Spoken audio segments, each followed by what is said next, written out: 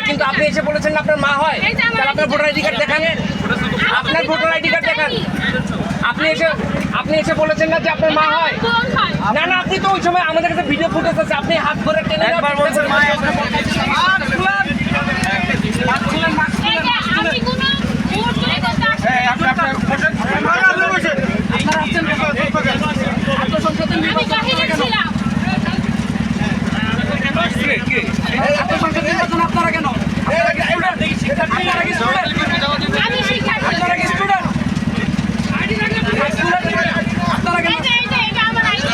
আপনারা কেন আসছেন?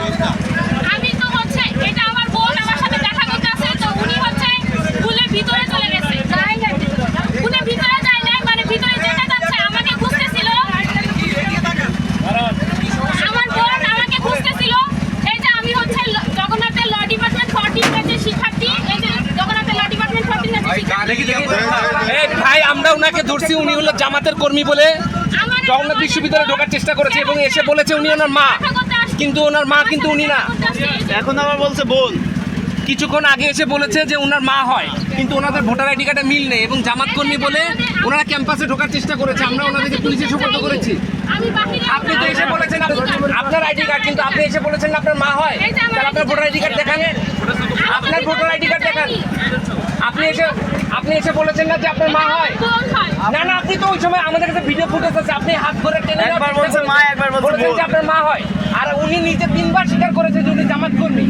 আপনি এখন এই কথা বললে তো হবে না।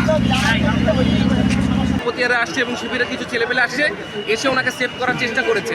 যেহেতু উনি একজন ভদ্র মহিলা, আমরা ওনাকে কোনো রকম হেনস্থা না করে আমরা পুলিশের কাছে সুপর্দ করেছি। এরপরে ল ডিপার্টমেন্টের যে মেয়ে বললো, উনি এসে প্রথমে বলেছে আমার মা হয়। মা বলে উনি ওনার হাত ধরে টেনে নিয়ে চলে যাওয়ার চেষ্টা করছিল। পরে আমরা বলেছি যে তাহলে আপনার ভোটার আইডি কার্ড দেখান, আপনার মা হলে তো ভোটার আইডি কার্ডে আপনার মার নাম থাকবে। উনি দেখাতে পারে নাই। এখন আবার যখন গাড়িতে করে পুলিশ নিয়ে যাচ্ছিল, উনি বলছে আমার বোন হয়।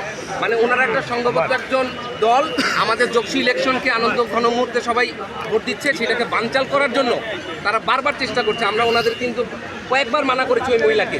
তারপর উনি যখন বলেছে আমি নির্বাচন কমিশনের অংশ, তারপরে গিয়ে আমরা তাকে পুলিশে সুপর্দ করেছি। কারণ ওনার নাম কি বলছে, উনি ওনার নাম বলে নাই। উনি নিজে ভিতরে ঢোকার চেষ্টা করছিলেন, ভিতরে ঢোকার চেষ্টা করেছে এবং উনি বলেছে আমি নির্বাচন কমিশনের অংশ, মানে আমাদের জগন্নাথ বিশ্ববিদ্যালয়ে যে নির্বাচন হচ্ছে সেই নির্বাচন কমিশনের অংশ। কিন্তু ওনার ID card, voter ID card কোনো কিছু উনি দেখাতে পারেনি।